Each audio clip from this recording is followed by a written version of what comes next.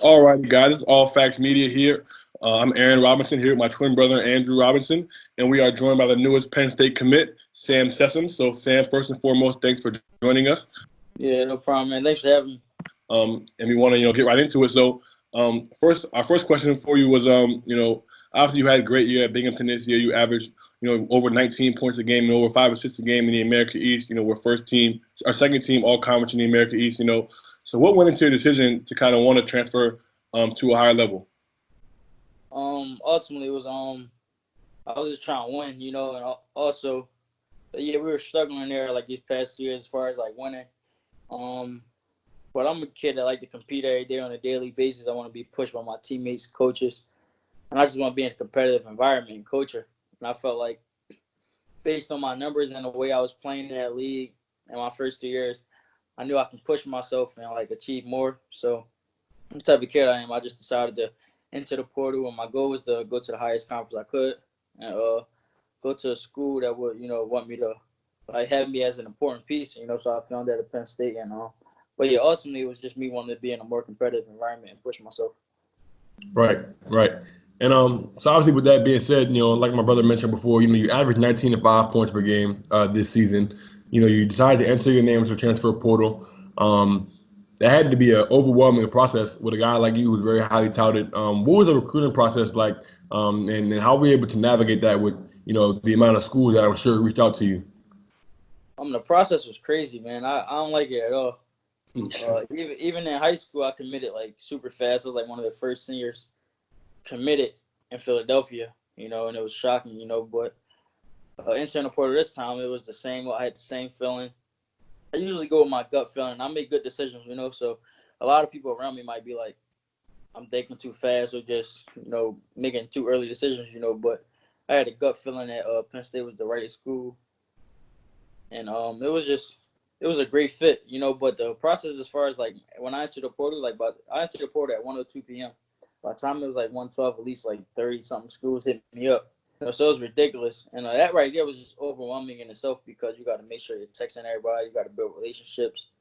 Coach is calling you every minute of the day. You on the phone for like sometimes an hour and a half straight with like 8 different schools, So it was stressful, But I got to a point where I wanted to get over with, but also Penn State was a high major. In my numbers wise, Big Ten was the best conference in America this year. So it was a school that was on that level that told me how important I was and what type of player I can be at that school.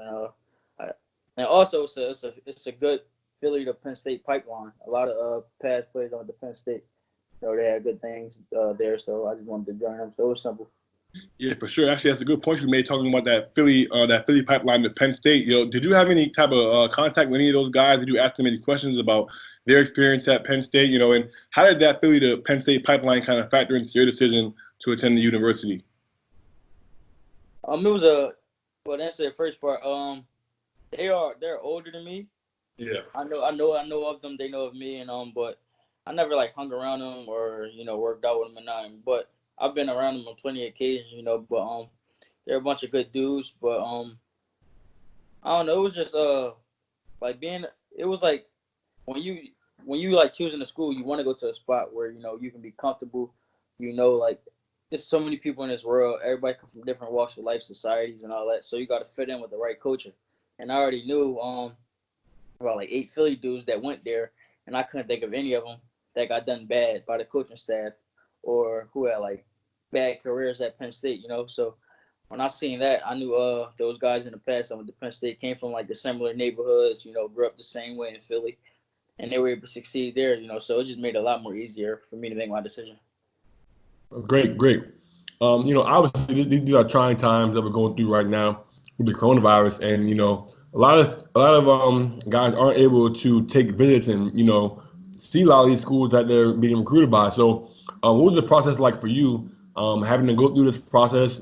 Commit to a school in Penn State that you might never be able to see.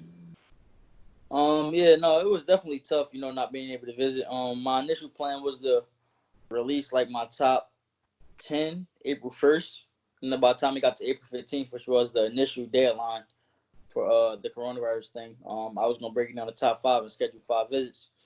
But as I mean, as you guys know, like the coronavirus got crazy and crazy as the days went by and deadlines kept being pushed back. So I kind of knew it was going to get pushed back, and I knew I had to hurry up and commit because, I mean, no school forced me to commit early enough. They weren't saying that, but I knew a lot of dudes were going to have to commit without visiting.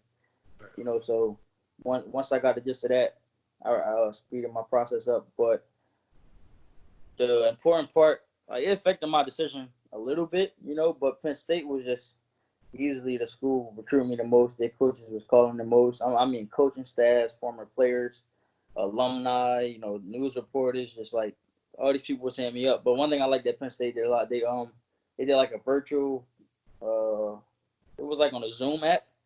It's similar to Skype. All their coaches was on there. It was like 10 of them with me and my family. We were all, talking. They interviewed me. They told me about their program, where they see me fit, and that made it a lot easier for me to make my decision. So. Right. So, obviously, like you said, you were able to have a great 2 years at Binghamton. Obviously, there's a rule right now that they're working on a waiver where they might be able to get guys that transfer to be able to be eligible immediately, or you might have to sit out. But, whether it's 2 years or 3 years, what are your goals for the next few years that you're at Penn State? Well, I'm trying to sit out, like, no matter if the waiver get approved or not, because American East is like one of the lower conferences in Division I, and it's like low mid, but Big Ten, like I said earlier, it was the best conference in the country this year, so it's a huge jump. So I want to sit out. But my goals at Penn State for me was just to be individually. I just want to see improvements in my game as far as like on the court. I want to be able to defend at a higher level, score at a higher level, pass at a higher level, do everything. As a team, obviously they got to the tournament this year. They had a large bid to get inside of it. Unfortunately, they couldn't do that now. But like every kid's dream, you just want to play in the tournament. Like since you was a youngin', man, that's all I want to do. Hopefully make a run, but definitely a Big Ten championship and a bid in the NCAA tournament. So that's my long-term goals. Right. So obviously, Penn State over the years has been known for their football program. Competing in the Big Ten against teams like Ohio State and Michigan. Obviously, their football program gets a lot of notoriety. But talking about the job Pat Chambers has done, obviously, like you mentioned before, they were poised to get an NCAA tournament berth this year.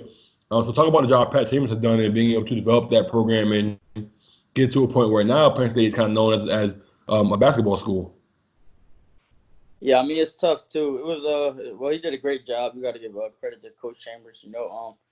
Penn State football is always like ranked top 10, I'm pretty sure. But either way, they're always one of the powerhouse for footballs. So it was definitely a long journey, but that just speaks to the type of coach he is and the type of personality he has, because it's hard to turn schools around especially Division I, that's like, how football schools, and they bringing them, that sport bringing the most money in America. And for him to like kind of change the culture, I mean, it's still a football school majority, but a lot more, like thousands more people are attending basketball games now, but he's a great coach. He's been recruiting great players, and he has a system going on up there that's working, and that's why I decided to ultimately join him and, continue to grow.